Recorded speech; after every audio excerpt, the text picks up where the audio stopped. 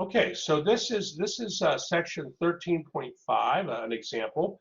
We were talking last time about curl and divergence, and we learned that if the curl of a vector field equals the zero vector, we learned that that vector field is a conservative vector field.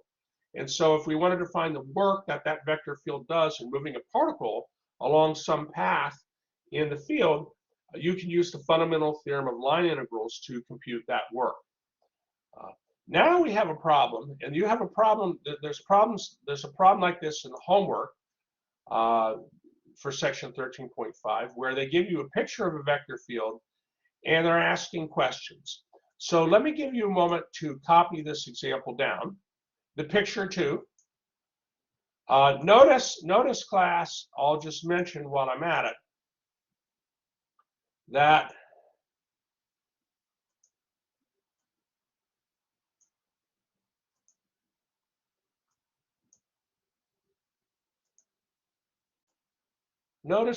when you're going in the x direction, the vectors are growing in length when you move in the x direction. And when you move in the y direction, the vectors are always growing and are also growing in length with respect to y. So when you move in the x direction, the vectors grow in length with respect to the x-axis. When you move in the y direction along any column of vectors, the components of the vertical components of the vectors are growing also. And that's going to be that observation is going to be needed to do this problem. Okay, let you copy it down.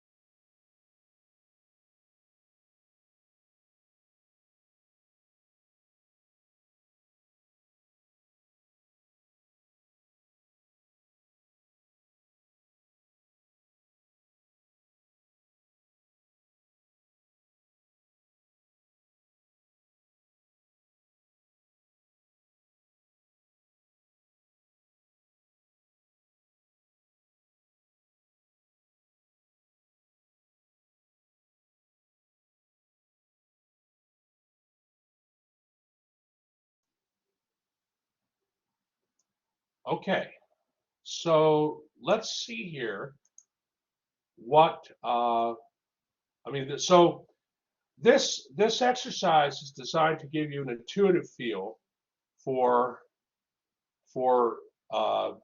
what divergence and curl mean, an intuitive feel, a graphical feel. And the first part says, is the divergence f for this vector field positive, negative, or zero? So first of all, the vector field f is equal to some function p of times I plus some function q times j plus 0 times k. It's a two-dimensional vector field. And the divergence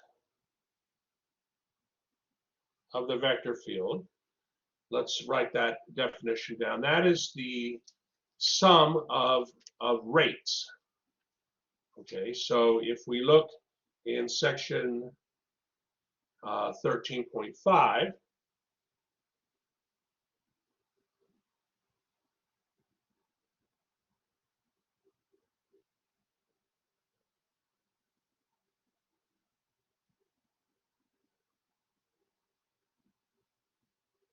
this is the definition of divergence. Now, right off, this partial derivative of r with respect to z, being that r equals 0, what would that partial derivative equal? What would the partial derivative of r with respect to z equal?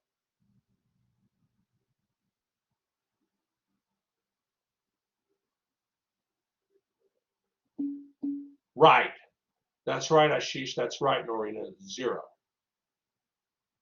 The question is now, what can we say about the partial derivative of p with respect to x and q with respect to y, those partial derivatives? Well, the answer lies in looking at how the components of the vector field behave. So how does the horizontal component behave as, we hold the y fixed and we move in the horizontal direction? How does the horizontal component of the vectors behave? And I think you can see it's increasing. And then if we hold an x value fixed and look at how the vertical components of the vectors change as y increases, I think you agree the vertical components are increasing as well. And this provides what we need to answer this question. So I really have it worked out here.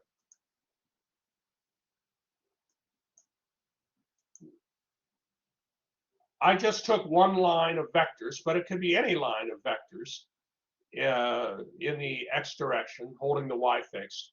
The vectors are growing with respect to x, and so the partial derivative of the horizontal component p, the vectors are growing, with respect, in the horizontal component of those vectors is growing as x increases. So the partial derivative of p with respect to x is greater than 0.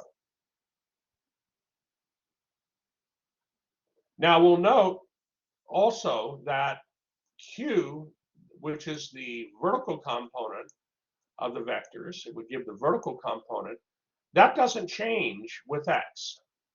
Q does not change with x. You will, as you pick any line of vectors, I can go back to the picture. If you, hold on, I want to go back here, right. If you pick any line of any horizontal line of vectors, as you move across, the vertical component of the vector stays the same, but the horizontal component increases. So because the vertical component stays the same, as we move in the x direction, the vertical component of the vector stays the same, then the partial derivative of q with respect to x would have to equal 0.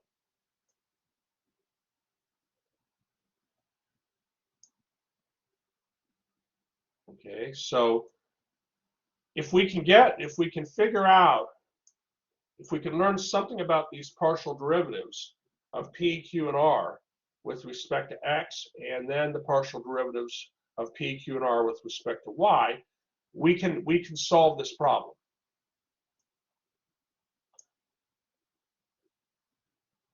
Now we look at the vertical component. I'm sorry. Now let's say this the right way. We study how the vectors behave when we hold x fixed and go upward in the field. And there, the horizontal component of the vectors is the same, but the vertical component of the vectors grows. So this tells us what we need to know then. This tells us what we need to know. The partial derivative of the horizontal component with respect to p with respect to y equals 0. But the derivative of q with respect to y has to be positive because the vectors grow in length in the vertical direction. And of course, we know the partial derivative of r with respect to y equals 0.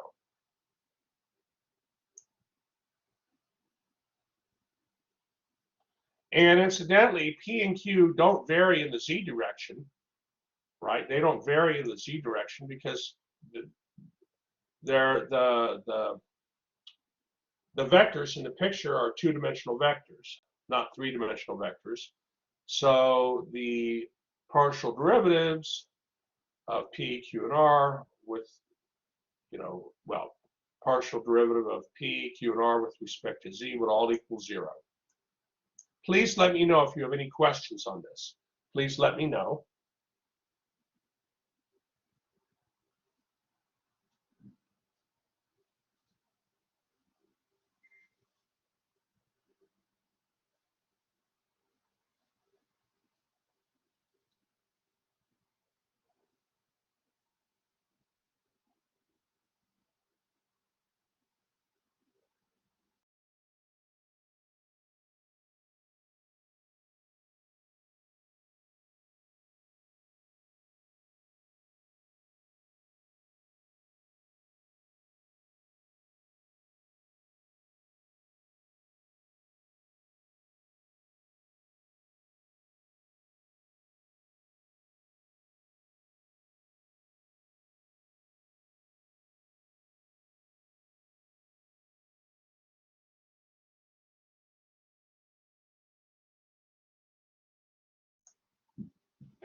Who's feeling reasonably good so far with what they're seeing here?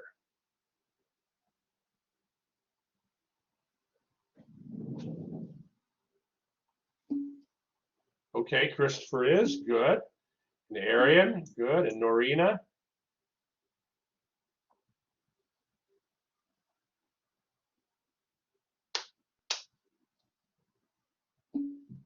And Yeva, good. Okay, well now basically we know about all the partial derivatives of these components p, q, and r with respect to variables x, y, and z. We basically have information on all 9 of those partial derivatives. So now we're able to find out the divergence and the curl. So the divergence, okay, for part A here, the divergence would have to be positive.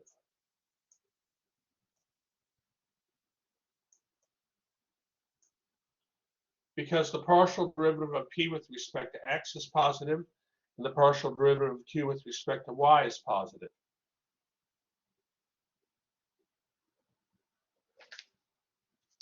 So divergence, they mention in the book, it can be understood in the context of fluid flow.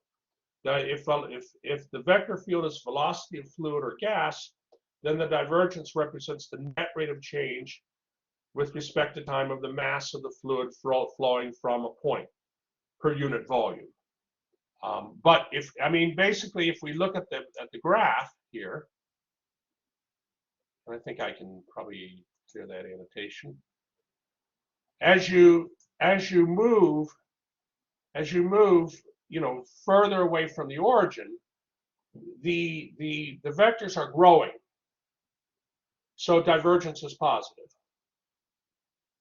Divergence is positive. Okay. Now, I'm not an expert on like explosions and things like that, but I would imagine for an explosion, divergence perhaps would be negative, because I would imagine, where the center of the explosion is, the the vectors would be the greatest, right? And then as you get away from the explosion, the velocity vectors are less and less. It's just I'm just sort of thinking. I always like to think of examples to help me feel good. But this is what we have here. Okay, now the curl. They ask, is the curl of the vector field equal to the zero vector? We'll get back to the page that page you were copying. Remember what the curl is from section 13.5. Says particles in the fluid tend to rotate about the axis that points in the direction of the curl. Okay, now if the curl of the vector field is equal to the zero vector at a point, then the fluid is free from rotations. So what I want to ask you is, if you were to take I don't know, like let's pretend this is a stream or just a body of water, and you were to place a little boat or a little rubber ducky or something like there in the fluid, would the fluid rotate? I mean, if you think about like points in there, Lexi says no. And that's right. The fluid, the points in this vector field are not going to be rotating. Okay, they'll be going with the flow of vectors, but they're not going to be rotating. So that tells us the curl of the vector field should equal the zero vector. Right? But of course, if we want to really justify it out, I mean, completely. Well, remember, we went ahead and we found all the partial derivatives of this vector field, of the components of this vector field. And interestingly enough, for the components in the curl, all the partial derivatives there that in the formula, they're equal to zero. And so the curl of the vector field is zero vector. So in your homework for section 13.5, you have to be very careful. I think you have maybe 2 questions on this. You have to be careful because I think you're given like 1 try, because or it's a multiple choice question, I believe. So and maybe with just 1 try. So you have to be careful. So if you were given another picture of fluid, could you figure out if the divergence was positive or negative or zero, and if the curl of F was equal to the zero vector? And if not, in which direction does the curl of the vector field point? So remember, you can use the right-hand rule. If you have rotation in the vector field, let's say the rotation is going counterclockwise. Well, using the right-hand rule, if you curl your thumbs in the direction of that counterclockwise rotation, your thumb's going to point upward. So, like in the positive z direction, if in this case, right? So,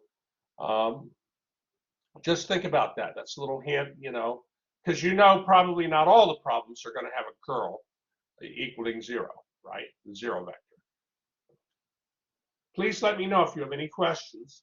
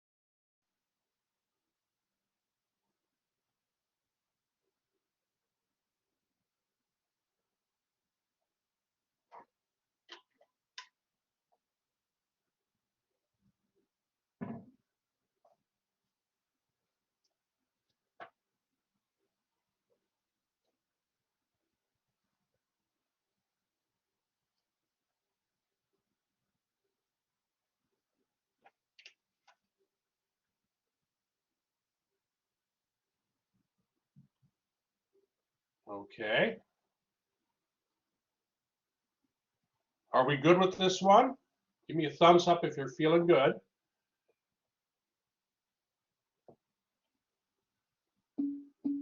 Wonderful. Arian's good. Alexander's good. Logan's good. Ashriha's good. Lexi's good. Some other folks too here. Norina's good. Okay, great. Well, we've covered section 13.5 now. Christopher's good. Wonderful, wonderful. All right, well, I'll go ahead and stop the recording then.